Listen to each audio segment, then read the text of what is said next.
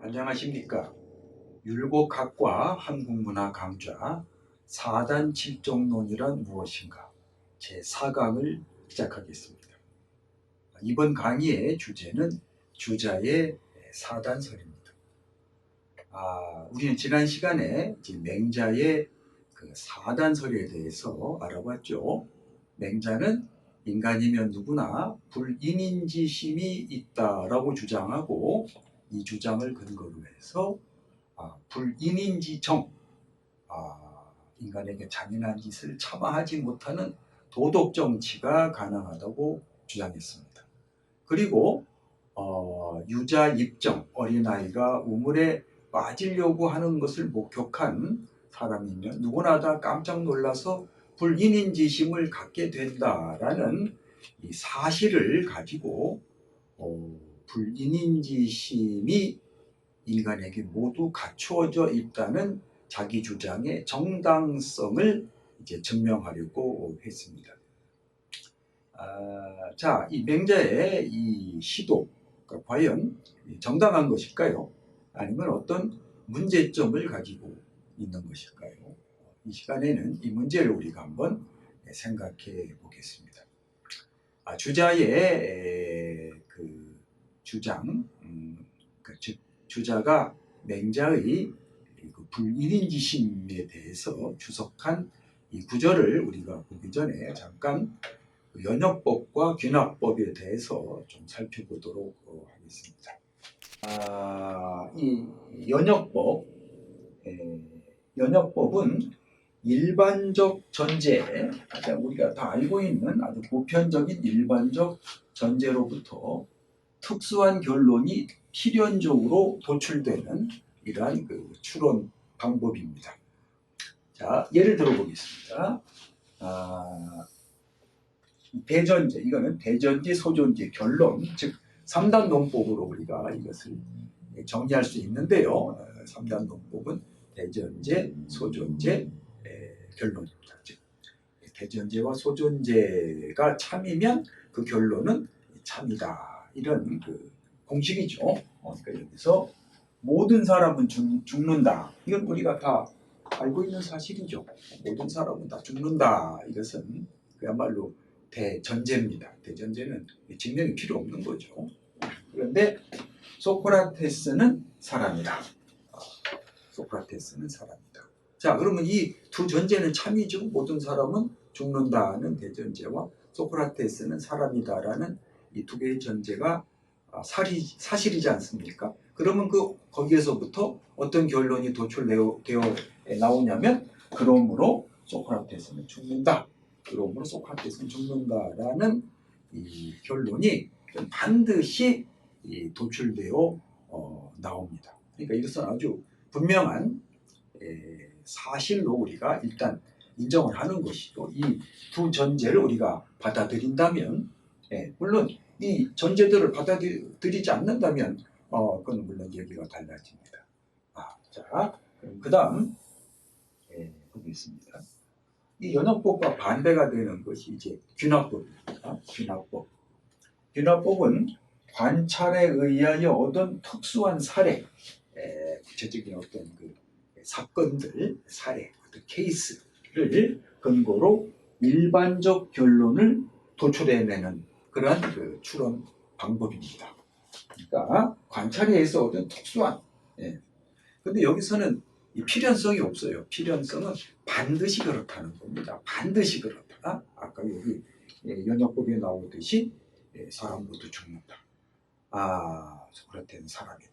그럼 거기서는 반드시 소크라테스는 죽는다는 결론이 도출되어 나올 수밖에 없는 겁니다. 그런데 귀납법은 필연성은 없고 개연성이라는 말은 그럴 것이다, 확률입니다. 확률. 그런 확률이 높다라고 하는 거지 반드시 그렇다고 하는 필연성이 담보되지는 않습니다. 자, 우리 한번 예를 들어보겠습니다. 자, 대전제, 구체적인 이제 사례들이죠. 소크라테스는 죽었다. 플라톤도 죽었다. 칸트도 죽었다. 등등. 헤겔도 죽었다. 화이트헤드도 죽었다. 등등등. 우리가 사례들을 많이 우리가 찾아볼 수 있죠.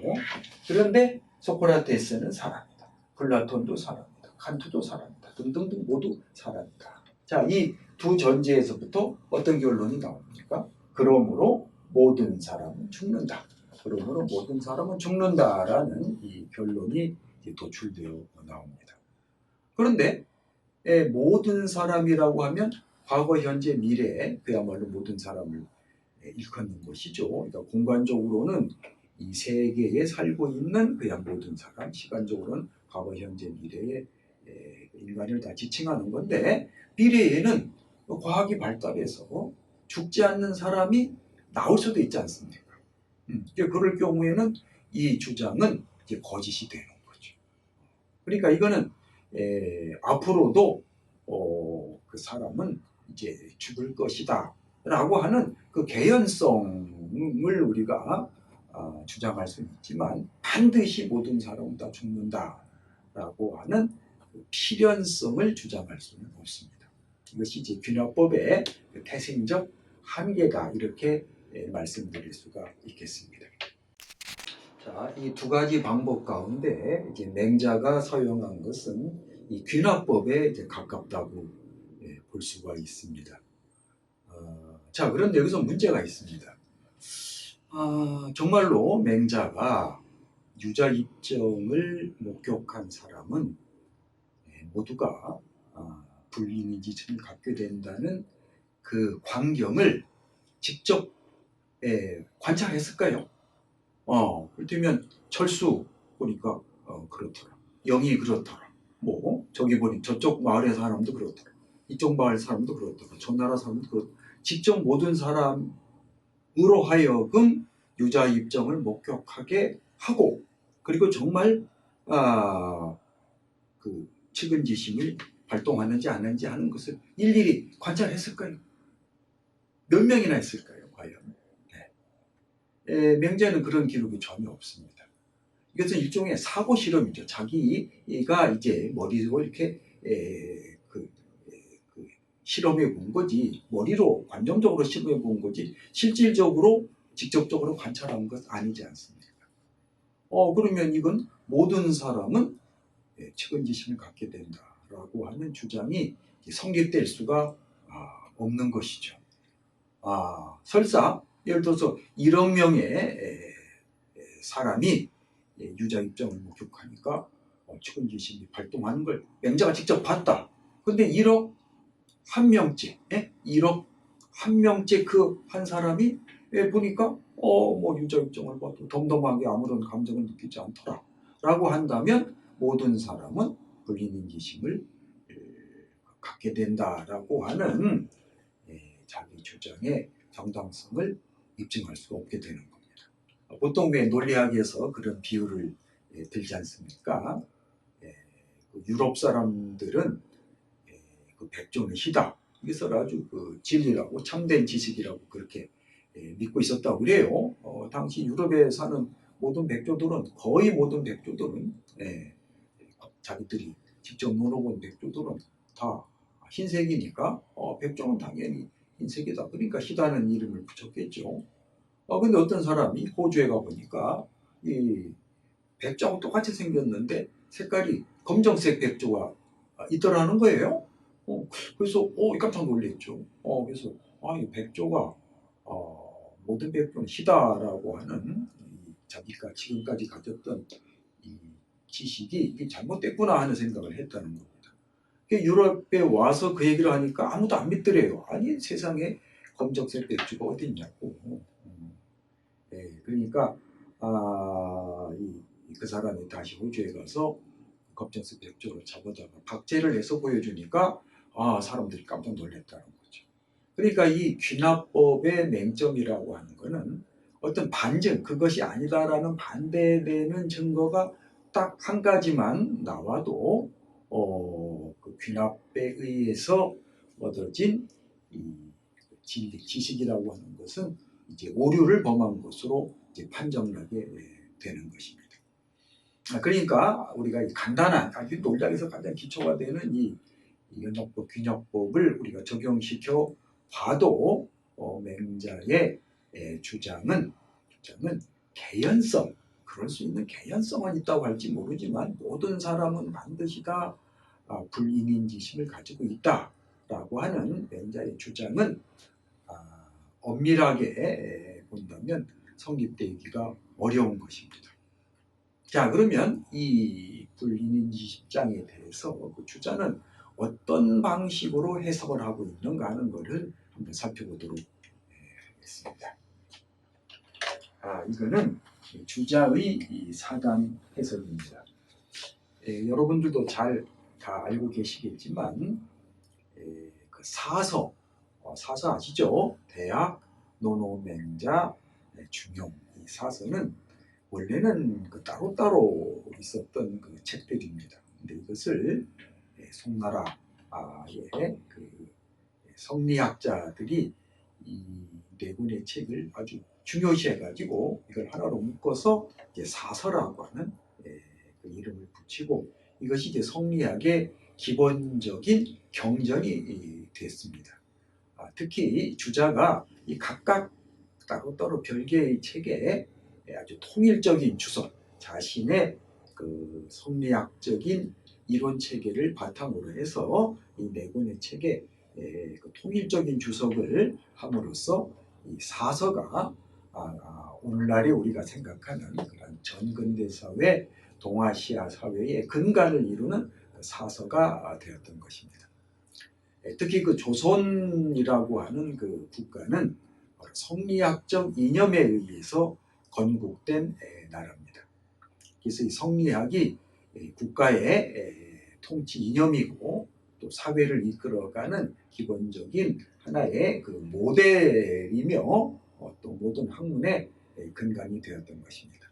그래서 조선 시대의 유학자들은 이 사서의 원문도 물론 중시하지만 거기에 대한 그 주자의 주석을 굉장히 중시했어요. 그래서 어떤 경우는 원문보다도 더 주자의 주석에 대해서 깊이 분석하는 그런 학자들이 상당히 많았습니다. 그래서 우리가 사단칠정론이라고 하는 것도 이제 성리학의 이론이라고 그랬죠. 성리학의 이론은 주자학에 일단 바탕을 두는데 그 중에서도 이 사서에 대한 주자 주석이 매우 중요한 전거, 문헌적인 근거가 되고 있는 것입니다.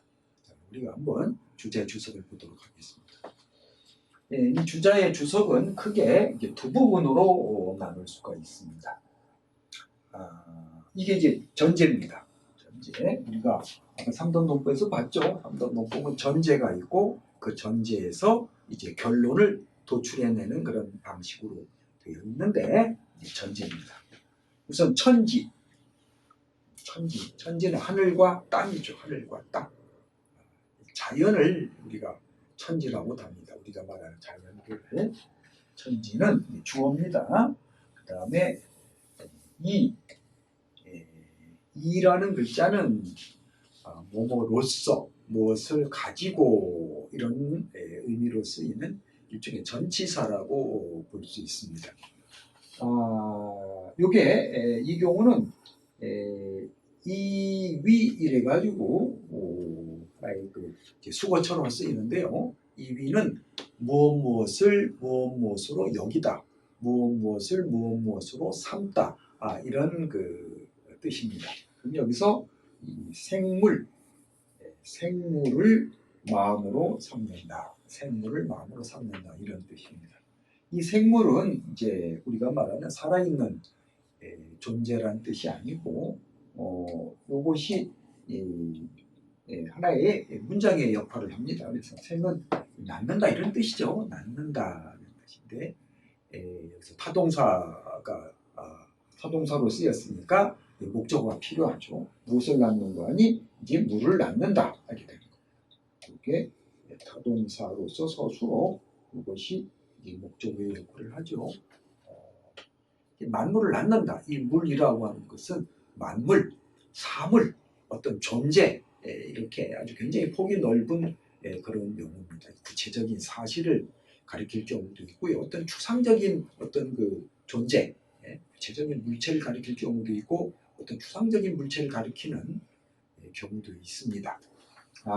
근데 어쨌든 여기서 만물을 낳는 것 이런 뜻이죠. 만물을 낳는 것을 마음으로 삼는다. 천지는 만물을 낳는 것을 마음으로 삼는다. 이 이야기 상당히 어렵죠.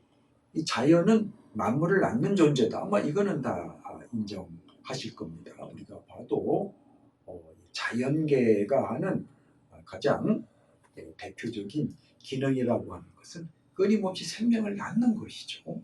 봄이 되면은 싹이 오르고 또 꽃이 피고 여름이 되면 아주 무성하게 자라고 가을이 되면 열매가 있고 겨울이 되면 것이 다시 저장이 되고 이렇게 사시가 운행한다고 하는 것은 그 자체가 생명을 낳고 기르는 과정이지 않습니까? 또 우리 동물의 세계도 봐도 끊임없이 이제 생명을 낳으려고 하죠. 모든 살아있는 생명체들의 가장 본질적인 속성은 낳으려고 하는 겁니다. 이걸 이제 생물학에서는 유전자는 자기 복제, 자기를 이제 복제해서 확산하려고 하는 그러한 그 속성을 기본적으로 갖고 있다고 그렇게 생물학자는 말합니다만은 어쨌든 우리가 자연이라고 하는 것은 끊임없이 생명을 낳는다, 그것을 낳는다. 이거는 뭐 인정할 수 있을 겁니다. 근데 그것을 마음으로 삼는다 그랬으니까 자연에도 무슨 마음이 있나 이렇게 의아하게 생길 텐데 의아하게 생각하실 텐데 이건 일종의 비유로 보시면 됩니다. 이 말은 그 주역에 복괴라고 하는 괴가 있어요. 주역이라는 책에 보면은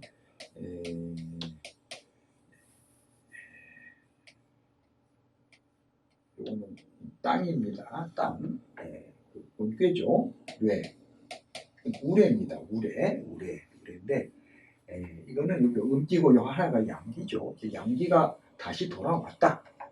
양적인 기운이 생명 기운이 다시 돌아왔다. 그래서 복이라고 그러는데요. 복이라는 표현인데 여기에서 생명이 다시 돌아오는 데에서 복의 견 천지지심이라고 합니다. 천지지심. 천지지심을 본다. 천지의 마음을 본다. 이런 구절이 있습니다. 이것은 자연은 맹목적인 그런 기계적 운동이 아니라 일정한 하나의 그 목적을 가지고 있다는 거죠. 어떤 목적. 그 목적이 뭐냐면 그 생명을 낳는 것. 단순한 기계적 운동이 아니라 생명을 낳는 그러한 어떤 속성을 가지고 있다라고 하는 것을 천지의 마음이다. 이렇게 비유적으로 설명한 것입니다. 그러니까 이 말을 하면 이 자연이라고 하는 것은 생명을 어떤 물건을 낳는 어떤 존재를 사물을 끊임없이 낳으려고 하는 낳는 그러한 속성을 가지고 있다는 얘기입니다. 그 다음에 이 이자는 접속사라고 그랬죠. 그 다음 소생지물 이런 말이 있습니다. 자, 소생지물이라고 하는 구절을 보시죠. 요 소는 뭐뭐뭐 하는 바 이런 뜻입니다. 이게 소자가 이제 장소라는 의미로 쓰이는 경우도 있지만 여기서는 뭐뭐뭐 하는 바, 어떠한 바 이런 뜻입니다. 생은 이제 낳을 생자로 그리죠. 나아진 바 이런 뜻입니다. 이 생자가 뒤를 꾸며줍니다. 이런 경우는 이렇게 꾸며져요. 천지가 만물을 낳는다. 그러면 그 천지로부터 나아진 천지가 낳은 그 존재 이게죠. 낳은 바의 존재들은 소생지물 낳은 바의 이때 지자는 의란 뜻입니다. 의 천지로부터 피동문이죠. 천지로부터 나아진 바의 그 사물들은 뜻입니다. 인은 뭐뭐를 근거로 해서 뭐뭐를 원인으로 해서 이런 뜻이에요. 각은 각각이에요. 각각. 득은 얻을 득자. 얻는다. 얻어가지고 있다. 각각 얻어가지고 있다. 그 다음에 요 부자는 이런 경우 이제 극일자와 같습니다. 그란 뜻이에요. 천지생물지심. 여기 천지 이 생물로 위심이라는 것을 줄여서 천지생물지심이라고 이렇게 말을 한 겁니다. 흔히 쓰는 말입니다. 천지가 만물을 낳는 마음. 그 천지생물지심을 얻어 가지고 있다는 거죠. 각각 누가 소생지물, 소생지물이죠. 천지가 낳은 그 물건들, 존재들, 사물들은 그 천지생물지심을 각각 얻어 가지고 있다. 여기까지니까 그것을 인하야가 되는 거죠. 인하야. 이 문자가 전체를 이제 지배하는 겁니다. 그 천지생물지심을 각각 얻어 가지고 있는 그것을 근거로 해서, 그것을 원인으로 해서 이위심이라 마음으로 삼고 있다. 그것을 자기 마음으로 삼고 있다. 이위도 뭐뭐를 뭐뭐라고 여기다, 뭐뭐를 뭐뭐라고 생각하다 이런 뜻입니다. 그것을 자기의 마음으로 삼고 있다. 자, 그러니까 이건 비유를 한번 해보죠. 자, 어머니 아버지가 이 자식을 낳죠. 그러면 이 어머니 아버지가 가지고 있는 기본적인 속성, 성격, 체질 이런 것들을 이 자식들도 그대로 가지고 있죠. 말하자면 부모의 유전자가 자식에게 이제 전해지지 않습니까? 그래서 어머니가 성격이 급하면 자식도 좀 성격이 좀 급하고, 또 부모가 좀 느긋하면 그 자식들도 좀 느긋하고 그러지 않습니까? 그러니까 이 낳는 것과 낳아진 존재는 본질적으로 그 속성을 이제 전수받는 것이죠. 전수받은 것이죠. 그러니까 이 천지가, 이 자연은, 자연의 본질적인 속성 기능이 뭐냐면은 사물을 낳는 거예요. 생명을 낳는 거. 그러니까 그 자식이 되는 이 만물, 이 모든 자연계의 모든 사물들도 만물을 낳는 것, 그 천지의 생물지심을 그대로 얻어 가지고 있기 때문에 본인들도 만물을 낳는 마음을 자기의 마음으로 삼게 된 것이다. 그러니까 이 세상에 존재하는 모든 사물들은 끊임없이 생명을 낳으려고 하는 그런 속성을 갖게 되는, 그런 유전자를 하늘로부터 부여받은 것. 이것이 전제입니다. 소위 그래서 결론입니다. 그러므로 어떤 결론이 나오느냐? 인계유 불인인지심이라. 사람은 모두 불인인지심을 갖게 되는 것이다. 이렇게 주장을 한 겁니다. 자, 그러면 모든 존재하는 그 자연계에 인간을 포함한 모든 존재들은 생명을 낳으려고 하는 그런 속성을 가지고 있다라고 하는 것과 이 불인인지심이라고 하는 것이 무슨 관계가 있을까요? 자, 여기서 지난번에 말씀을 드린 이 인이라는 요 글자, 칼날인이라고 그랬죠. 칼날은 생명을 죽이는 것이지 않습니까? 생명을 죽이는 거. 근데 불인이니까 뭐예요? 생명을 차마 죽이지 않는 거죠. 또 생명을 죽이는 거 반대는 뭐예요? 그 생명을 살리는 거죠. 생명을 낳고 생명을 살리는 것이 이 바로 불인인지심이지 않습니까? 이 반대가 되는 거니까. 그러니까 왜 인간을 포함한 모든 사물들은 생명이 죽어가는 것을 그걸 차마 그대로 두고 볼 수 없냐? 그대로 그걸 왜 못 견디느냐? 그거는 모든 생명을 살리려고 하는, 모든 생명을 낳고 기르려고 하는 그러한 본질적인 속성을 모든 존재는 가지고 있다. 왜? 그는 이 만물을 낳은 이 자연이 바로 그런 마음을 가지고 있기 때문에 그렇다. 그렇기 때문에 불인인지심을 갖게 된 것이다. 이것이 이제 그 주자의 주장입니다. 자, 이 맹자의 주장과 상당히 다르죠. 이 맹자가 귀납법적인 방법을 사용했다면 주장은 어떻습니까? 좀 연역법적인 추론 방법을 사용했다고 볼 수가 있죠. 이 기본 전제,